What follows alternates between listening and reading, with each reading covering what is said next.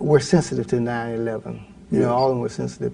Muslims lost loved ones there, just like others. Yes, you know. and that's something that is not brought to the public in a excellent or proper way, that there were Muslims also in the Twin Towers that were killed, along with other faith, people of faith. Yes. Yeah, Muslims were there.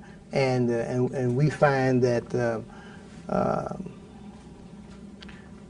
that putting a mosque, putting a masjid there, the people who put it there, I don't think they had any intent of hurting any of Muslims or Christians or Jews or any other group. I've heard people say that that they're setting up a fort. You know, like they used to do in the Old West when they wanted to colonize. They come and set the fort there. So, so they say they're putting up a fort, but I don't see any of that to be the truth. I think that what you have there is good, decent people, and they just are trying to be Americans. They're trying to practice their faith and exercise the freedoms. And many of them left some of the Muslim lands that we're in because they may have had less freedom in some of those lands. That's right. America's the best for those freedoms of religion and speech. You know, So they wouldn't expect to come over here and then find political persecution and all those things, because some of those were the main, the freedom and things was the main attraction. And you know, and you're in New York, you know, right, where you have the Statue of Liberty, you know, so, which is saying bring people here who are seeking justice and all these kind of things. Yes. And people say, well, you know, how can you just be so insensitive to, you know, what happened? You know, but when I think about it, because as an African American, we went through slavery. That's right. Yeah, we went through a lot. We suffered a lot of hardship, and so, were we to say, you know, for that reason we could never live next door to a Caucasian, or for that reason they could never put up a cross, because you know that cross, some blacks were lynched, and when they came to lynch us, the pole was the cross, you know, or they brought the cross, you know, as a symbol to show that they what they represent. Yes, excellent example. Yeah. But we had to make the distinction, you know, between and put all of those kind of ugly things behind us, and move and look towards the future. And every group has had to do that. So I think that it is what it is you know, we have a thing in the Quran. I'll be quick. It says it's not in the Quran. It's in the Christian world, in the Bible. They said the devil. They said the devil, and he's a guy that he's going to get a fire, and when he gets the fire real hot, then he intends to put somebody in it. And people have said that that's the way sometimes the media does, that they will cook up a fire and they just boil and get it, bring it to a blaze, and after they get enough emotions and stuff fired up, then they got somebody they intend to, you know, to put in it. And in this case, it's the Muslims, you know. Yes. That's right. Very good in this case. Yeah. All right. Imam Wali, we have heard and seen on the news about the possible stoning of a Muslim woman in Iran accused of adultery. Is this Quranically sound or not? And does Sharia law override God's scripture in the Holy Quran? Well, now, according to Islam, Sharia law is based on the Quran. It's not supposed to be a Sharia law that exists outside of the guidance of the Quran. And so now, in reality, there are some people who have based that law on the Quran and also the tradition of the Prophet, how he demonstrated things, and they try to interpret what the Quran, what God meant in the Quran, based on how the Prophet practiced certain things and some of his directives. So this became a Sharia law, and it varies realistically in some countries, to country.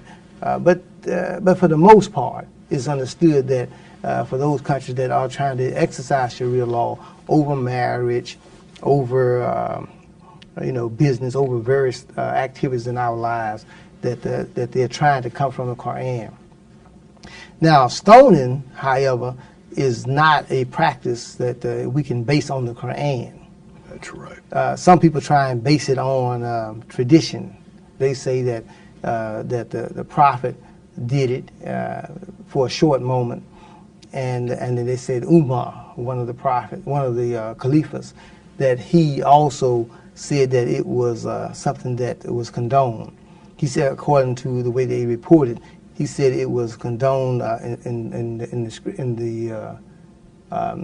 scripture, and they interpreted that to mean in the Quran.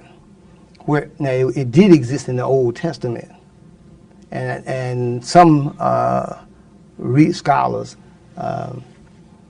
Maulana Muhammad Ali is one of them, and among others, who state that Umar's statement was a reference to the Old Testament, and not to the Quran. Right. When he said it exists, but and when we read the Quran ourselves, we can't find it there. That's right. That's true. We can find flogging, you know. Very good. And flogging, I should say, was the punishment for adultery and sexual activities outside of marriage, you know. So, and the punishment was 100 stripes. The way they would flog people is the idea was even then there was a punishment. It's designed more for humiliation than pain, because you can't break the skin, and this has become well known. You can use like a twig and stuff like this. You're not supposed to beat them. You can't even take their shirt off. Like you know, some people think of a flogging. We hear that term, we thinking of slavery. How people was whipped in slavery, how they take their shirt off and beat the bare skin. That's right. But in this tear case, the flesh apart. Right. Yes. See, in this case, you can't take their clothes off. Yes. You know, you don't want to take. You got to take enough of them off where they can at least notice you hit them. But you can't strip them down where you can mark the body and you can't hit them in the face and all these things. So, and I might say that one of the things that Islam was addressing this, because like I say, Islam is a religion that addressed what took place in the past. The Prophet came to correct what was taking place prior to Quran, and many of the other scriptures did it as well. So, beating, the way I describe abusively, was existing prior to Islam. Islam came and brought that and made it a mild thing. Not only did it make it so mild, the idea was really to take away, to civilize, I might say, to civilize. And some people will argue, they'll say, ain't nobody gonna beat me, especially in the name of freedom. Man, that's barbaric. I got freedom.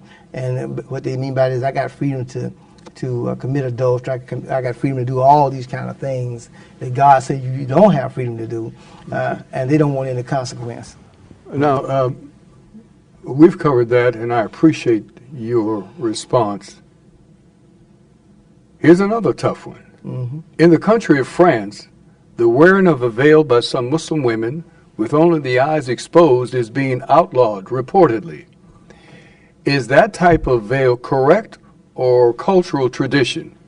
You have said a lot of people want to make their ignorance sacred. I want to repeat that because I thought that was profound. Yeah. You have said, Imam Wali, a lot of people want to make their ignorance sacred. Yes. What did you mean by that? Well, I meant, firstly, I said it. I don't know if I can, I put it that way, but, I read it because we're always talking about false gods. And that's what that is, someone making their ignorance sacred. It's not a real God. It's not a real truth or whatever.